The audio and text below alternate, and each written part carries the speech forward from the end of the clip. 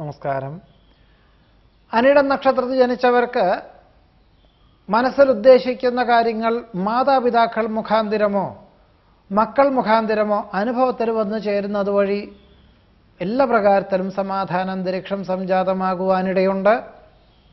വിദേശത്ത് സ്ഥിരതാമസമാക്കുവാനുള്ള അനുമതി ലഭിക്കും. അഥവാ വിദേശയാത്രയ്ക്ക് അനുകൂലമായ അനുമതി ലഭിക്കുവാനിടയുണ്ട്. ധർമ്മപ്രവൃത്തികൾക്കും പുണ്യപ്രവൃത്തികൾക്കും സർവാത്മന സഹകരിക്കും. പഠിച്ച വിദ്യ പ്രാവർത്തികമാക്കുവാൻ സാധിക്കും.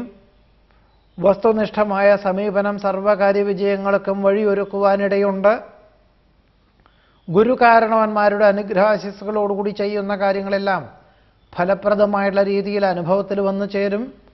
അർഹമായിട്ടുള്ള പൂർവിക സ്വത്ത് രേഖാപരമായി ലഭിക്കും.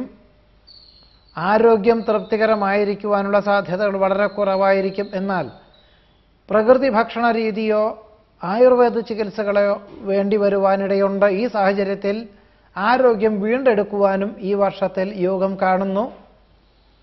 മനസ്സിൽ ഉദ്ദേശിക്കുന്ന അനാവശ്യമായിട്ടുള്ള ആധി ഒഴിവാക്കേണ്ടതാണ്.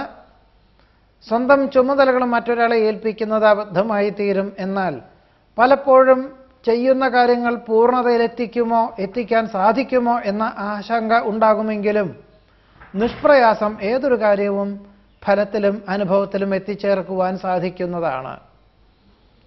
പ്രവർത്തന മണ്ഡലങ്ങളിൽ നിന്നും സാമ്പത്തിക പുരോഗതി കൈവരും.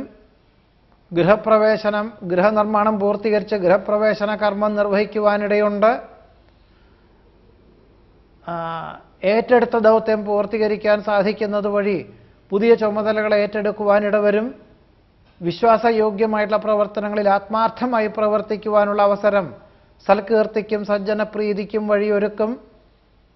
ഗുണനിലവാരം വർദ്ധിപ്പിക്കുവാനായിട്ട് വ്യവസായം നവീകരിക്കുവാനുള്ള തീരുമാനം ആഗസ്റ്റ് മാസത്തിന് ശേഷം ഫലപ്രാപ്തിയിലെത്തിക്കുവാൻ സാധിക്കും.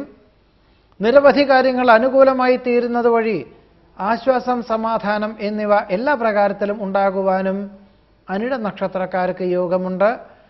കുടുംബാംഗങ്ങളോടൊപ്പം താമസിക്കാൻ തക്കവണ്ണം തൊഴിൽ ക്രമീകരിക്കുവാനോ ഉദ്യോഗമാറ്റമുണ്ടാകുവാനോ സാധ്യതകൾ കൂടി അനിഴം നക്ഷത്രക്കാർക്ക് ഉണ്ടാകുന്നതാണ്.